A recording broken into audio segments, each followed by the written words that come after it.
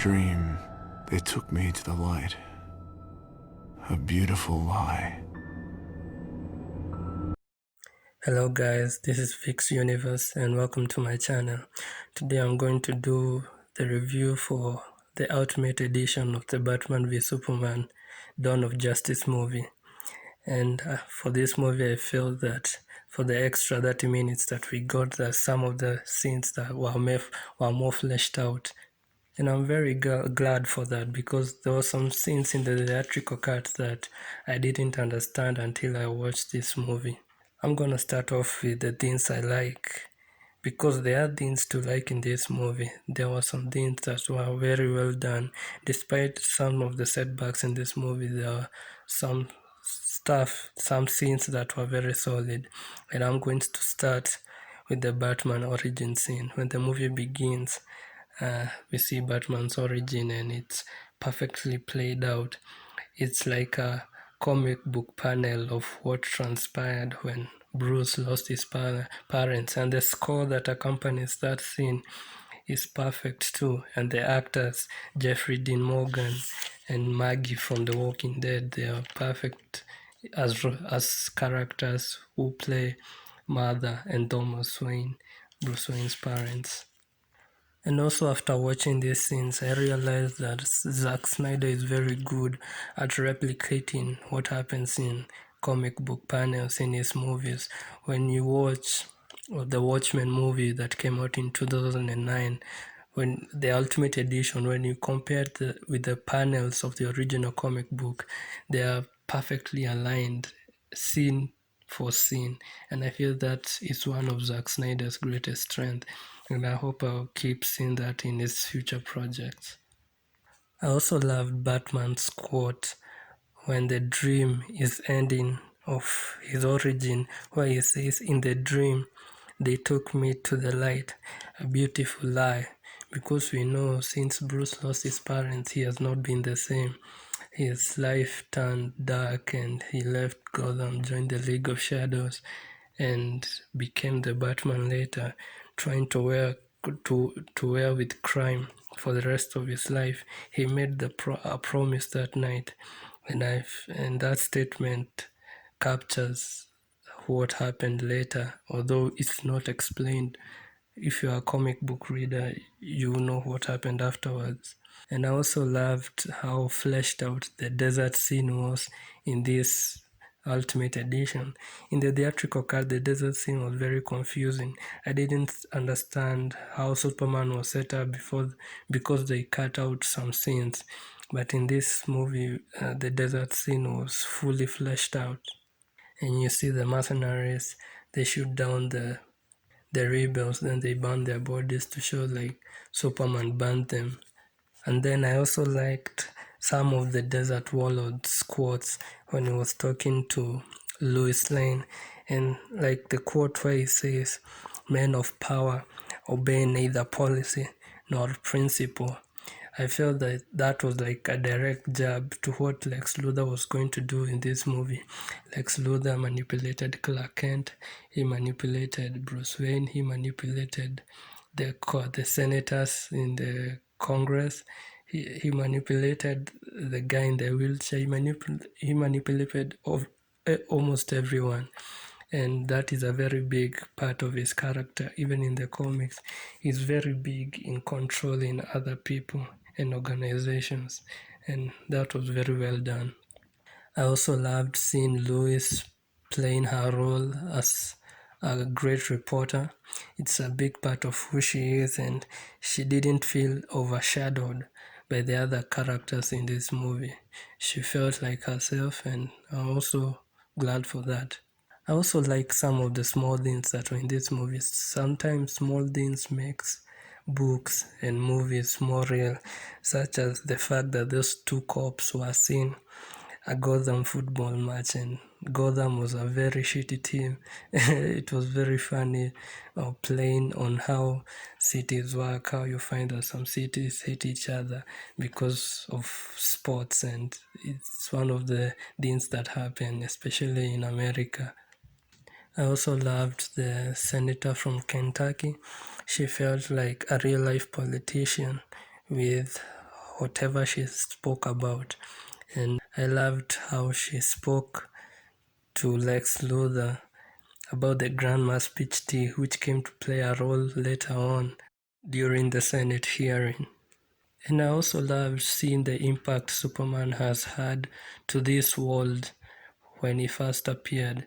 It's shown in various TV stations where people are talking about him in various different ways. And it makes the movie feel grounded in the real world and the effects that such a character with such great power would realistically have, and how the government will be flabbergasted and not know what to do with such a guy, not knowing his agenda, because Superman's agenda could affect some of the countries that exist presently in the world.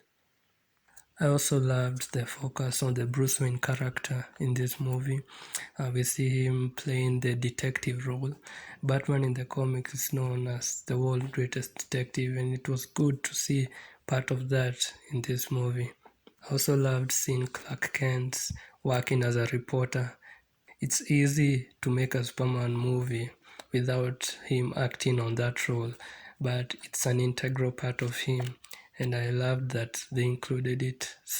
They found time to include it and also play around with it. I also loved seeing the small snippets of history that the Batman has had in Gotham. We saw that Wayne Manor was burned. We saw Robin's suit with quotes from the Joker taunting the Batman. And we also see scars in Bruce Wayne's body. So you come to realize that there has been a lot going on before this movie starts. They also say that it has been 20 years in Gotham. And so the Batman has had a long career. By the time Superman showed up, Bruce Wayne, or Batman in this case, already had a long learning career as the caped crime fighter.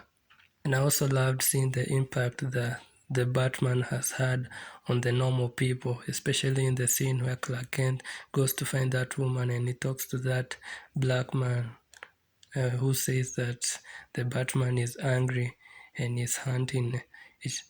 We come to notice later that the Batman has grown crueler. He is branding people since Superman showed up. It's like he's acting out his frustration. And Alfred states this out in one of his talks with Batman, where he says that the feeling of restlessness and of powerlessness that turns good men cruel. That is a very good quote.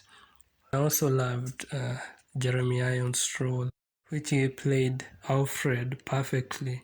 He is a perfect representation of the Alfred character in the comics, of how he banters around with Bruce Wayne. Some of his quotes in the comics are hilarious, and I hope to see more of him in the future upcoming projects, such as the Snyder Cut Justice League. I want to see more of Alfred. I also loved how Lex Luthor was manipulating everyone in the background. He felt like Luthor in that sense, despite Jesse Eisenberg's weaknesses in performing the Luthor character in some cases, he was able to perform the manipulation perfectly. Some questions arise in this movie, such as the Bruce Wayne nightmare scenes where the Flash shows up and you see a future where Darkseid came and the Justice League had not been formed. Bruce Wayne had not found Wonder Woman or Superman or other Justice League members to form the group, and so they were met unprepared and divided. And so that future happened. And so we see the Flash talking to Bruce Wayne, saying that he has to find them. And I felt that was a good setup for the Justice League movie. The other question that was brought up by Wonder Woman when she said that she has killed other things from other worlds before, which means she has not been inactive as we thought during her period in Earth since 1918, and I hope to see more of what she has been doing since then. And Wonder Woman 1984 is the first movie that we're going to get a glimpse of what she has been doing before the Justice League. Now for the things that I didn't like about this movie. The first is the Batman deaths. Batman has been a character that has always put human life at number one, and he will never take it despite how far he's pushed. Even in the Justice comics, he never crossed that line. And the fact that he crossed that line multiple times in this movie was not a good thing for me. I also didn't like how Lex Luthor felt like a mix between the Lex Luthor character in the comics and the Joker character. He didn't feel authentic enough, and that's not good, especially when it comes to comic book movies. I also wondered why Lex Luthor knew the identity of Bruce Wayne as the Batman. I feel like if he knew, there should have been an explanation for that. It just came out of nowhere when he was manipulating them, and you find out that later on in some of what he said, you realize that he knows who Bruce Wayne is. So that's about it for this movie. I feel that this movie deserves at least a 7.9 rating. I feel that some of the things could have been done better, especially the mother scene. I know what Zack Snyder was going for, but I didn't feel it. It didn't resonate with me, which is very important. I'm very hopeful to see the Snyder Cut, the Justice League Snyder Cut. So far, I've been hearing that it will be around 4.5 hours long, and I'm very pumped to see what his vision is. Anyway, thanks for watching, and see you next time. You can support me on Patreon, and you can also follow me on Twitter and also on my WordPress website, and the links are in the description below.